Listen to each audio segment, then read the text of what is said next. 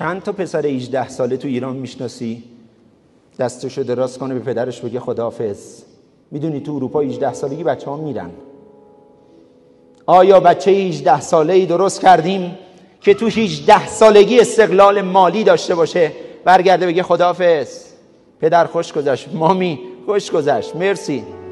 40 سالشه داره از باباش پول دستی میگیره، 45 سالشه داره از پدرزنش میره پول دستی میگیره، دنبال وام هنوز. اونا دارن مسیر رو درست میرن یا ما؟ اونا از آموزه های ناب جناب مولانا، جناب حافظ، جناب ناصر خسرو و جناب فردوسی خیلی درست استفاده کردن. 310 مرکز مولانا پژوهی در اروپاست. 310 مرکز مولانا پژوهی. اینجا به طرف میگی 2 بیت از مولانا بگو، نمیدونه. 2 بیت نمیدونه. ژاپن این رو فهمید. ژاپن این بیت جناب مولانا رو برد تو بیزنسش. از خدا جوییم توفیق ادب، بی ادب محروم ماند از لطف رب. یه دونه سامسونگ کره جنوبی یادتونه همین چند سال پیش چند تاش آتیش گرفت؟ دیدید؟ در اینترنت سرچ میکنید الان عکساشو ببینید. مدیران ارشدش آورد تو یکی از سالن‌های بزرگ شهر سئول، تمامشون جلوی مردم سرشون رو گذاشتن روی زمین، همون حالت سجده ما. دیدید؟ عکسشو ببینید الان. اونا یاد گرفتن. نمیدونم اون عزیزانی که ژاپن بودن، تو ژاپن میگن مشتری خداست. همین یک جمله بیزنس یک انسان رو دگرگون میکنه. همین یک جمله و یک اصل، مشتری خداست. بهش گفت از اون لباسه بی زحمت یه دونه بیار.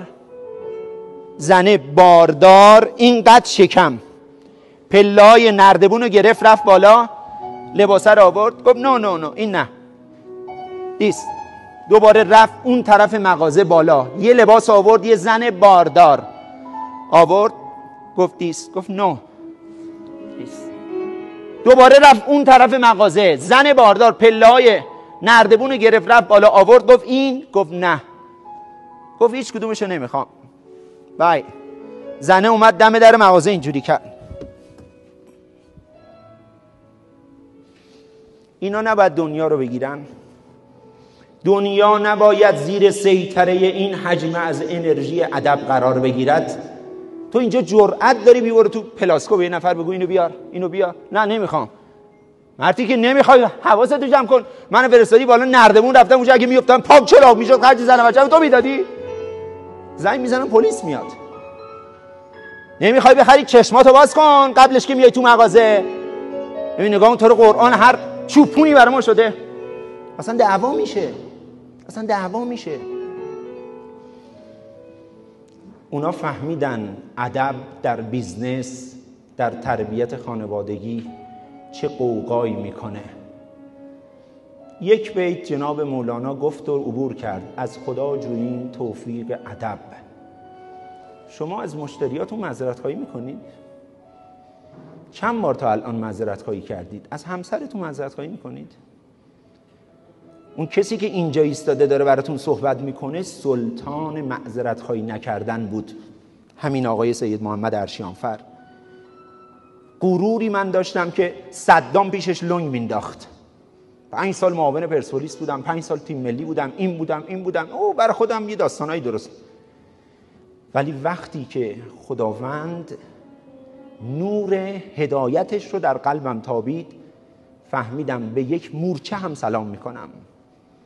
دیگه جرأت کشتن یک مورچه رو هم ندارم، چون تو کتاب آسمانیش دیدم یک مورچه چطور به یک پیغمبر خدا به نام سلیمان گفت بیشعور. این چه طرز راه رفتنه؟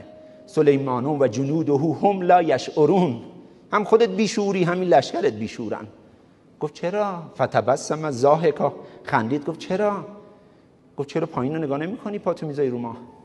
چرا اینجوری راه میری؟ مگه ما زندگی نداریم؟ مگه ما عروس نداریم؟ مگه ما داماد نداریم؟ مگه ما معسل نداریم؟ مگه ما زندگی نداریم؟ زندگی فقط برای شماست؟ شما حق حیات دارید؟ اونجا فهمیدم به میزانی که با شعور کائنات هماهنگ میشوی، کائنات پول، ثروت، شادی، آرامش را به سمت تو ارسال میکند. همین امروز از همسرت سوال کن از من راضی هستی؟ همسر من توی ماشین من دم در الان، من ظهر مهمان مادرم بودم، آقای آخانلو دعوت کرده بود، وظیفه داشتم برسم خدمتون. 100 مرتبه از سال 88 که این آگاهی بهم رسید ازش سوال کردم از من راضی هستی؟ به دخترم میگم بابا از من راضی هستی؟ یه بار دیگه بیای به دنیا منو انتخاب میکنی یا میری سراغ یه بابای دیگه؟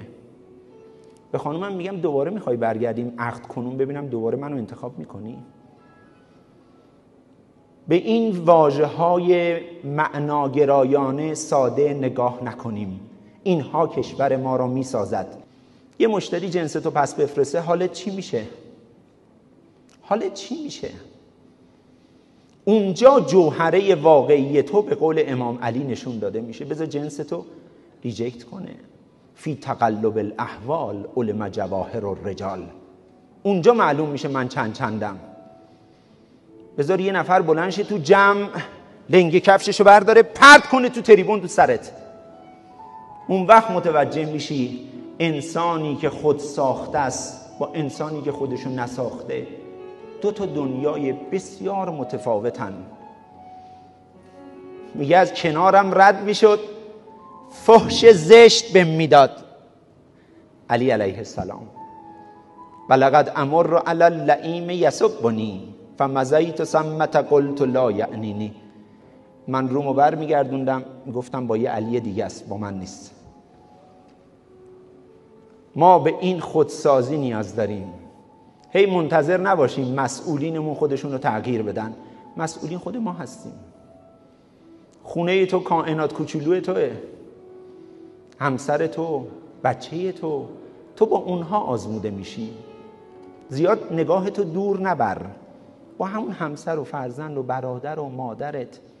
اینم عرض کنم، عرضم رو تمام کنم. تو اینترنت سرچ کنید مراسم پاشویی والدین در ژاپن. 3 سال من این آوردم جز آموزه های خودم. پدر مادرها رو صدا میکردیم، پاشونو میذاشتیم توی آب، به بچه ها میگفتیم پای پدر مادرتو بشور. شما تونستی تا الان این کارو بکنید؟ من روزی که رو سنگ غسالخانه دستم خورد به پاهای سرد پدرم گفتم ای کاش وقتی زنده بود یه بار این کار رو میکردم. ژاپنیا در مدرسه سرچ کنید، این یکی از آداب تحصیلی